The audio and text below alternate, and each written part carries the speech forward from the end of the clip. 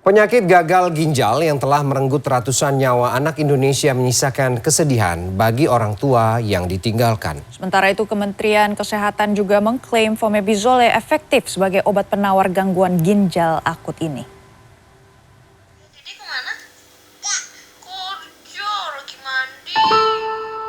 Duka mendalam dirasakan oleh Agustina Maulani. Anak semata wayangnya, Nadira Azea Almaira, meninggal dunia pada Agustus 2022 diduga akibat gangguan ginjal akut progresif atipikal. Tiba-tiba tanggal 4 dia demam, pas nyampe klinik dapat obat segala macam deh itu, obat radang, obat karena dinyatakan radang dan mau tumbuh gigi.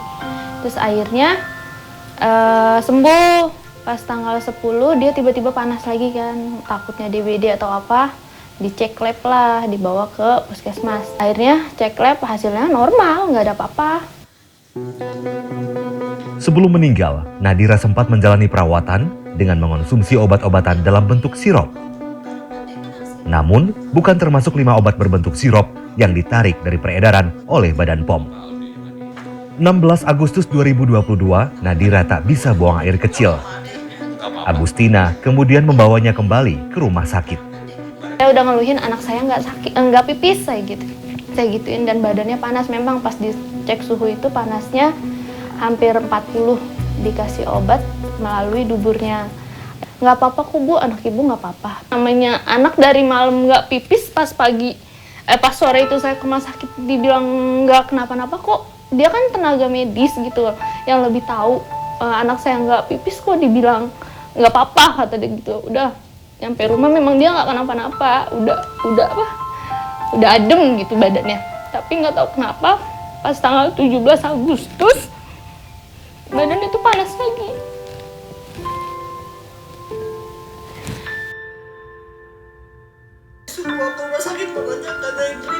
Agustina mengaku kesulitan mencari kamar rawat inap untuk putrinya yang berusia 1 tahun 5 bulan tersebut. Nadira sempat dibawa ke 3 rumah sakit di Jakarta Selatan. 25 Agustus 2022, Nadira dinyatakan meninggal dunia pada pukul 7 pagi setelah sebelumnya sempat kritis beberapa hari. 19 Oktober 2022, dari 26 sampling sirop obat yang diuji, Badan POM menemukan 5 produk obat yang memiliki kandungan etilen glikol melebihi ambang batas aman. Guna menurunkan tingkat fatalitas yang timbul akibat gangguan ginjal akut misterius ini, Kementerian Kesehatan telah melakukan uji coba dengan memberikan obat penawar bagi para pasien yang masih dalam perawatan. Senyawa kimia ini, etilglikol, dietilglikol, etilglikol butyl ether, itu kalau masuk ke tubuh kita, itu mengubah senyawa kimia tadi menjadi asam oksalat. Ini berbahaya. Kenapa berbahaya? Asam oksalat itu kalau masuk ke ginjal bisa jadi kalsium oksalat. Kalsium oksalat itu jadi kayak kristal-kristal kecil yang tajam-tajam. Iya, rusak ginjalnya. Sudah ketemu obatnya, namanya fomepizole. Di Indonesia belum ada, jadi kemarin kita ambil dari Singapura, kita hand carry ke sini. Kita coba ke 10 pasien di RSCM. Setelah diberi obat ini, sebagian membaik, sebagian stabil, tidak memburuk. Jadi kita lebih merasa confidence bahwa obat ini efektif. Sementara Badan POM mengimbau masyarakat agar lebih teliti mengenali obat-obatan yang hendak dikonsumsi oleh anak. Victor Pangaribuan, Septiadi Pradana, Jakarta. Sementara itu, Kementerian Kesehatan juga telah mengeluarkan instruksi untuk menarik, memusnahkan, dan tidak meresepkan seluruh obat sirop yang mengandung zat etilen glikol, dietilen glikol, dan etilen glikol butyl ether. Ya, Dewan Pakar Ikatan Apoteker Indonesia mengatakan 3 senyawa cemaran ini sebenarnya masih aman bila kadarnya di bawah ambang batas toleransi.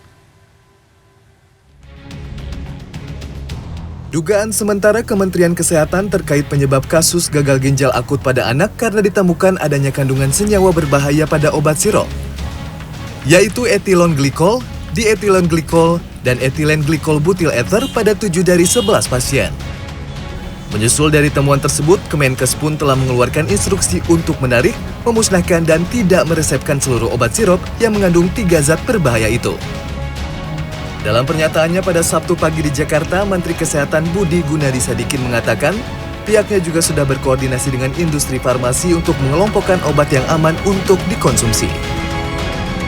Sementara itu, Dewan Pakar Ikatan Apoteker Indonesia Kerry Lestari mengatakan sebenarnya 3 senyawa cemaran ini jika masih di bawah ambang batas toleransi tidak akan masalah. Ambang batasnya itu adalah 0,1%. EG dan DEG yang ada di propilen glikol dan ada di gliserin, sedangkan kalau di polyethylene glikol itu tidak boleh melebihi dari 0,2%. Kalau kita akan melakukan atau kita akan mengajukan izin edar ke BPOM, itu tahap awal itu adalah sarana produksinya itu perlu disertifikasi oleh BPOM. Di mana sertifikasi itu termasuk quality assurance dan quality control dari semua bahan baku. Jadi bahan baku yang ada itu memang tidak boleh tercemar oleh cemaran yang kita sebut sebagai EG dan DEG tadi. Hingga 21 Oktober 2022 dari laporan di 22 provinsi tercatat ada 241 kasus gagal ginjal akut pada anak dan 133 orang dinyatakan meninggal dunia. Pasien gagal ginjal akut paling banyak berusia di bawah 5 tahun.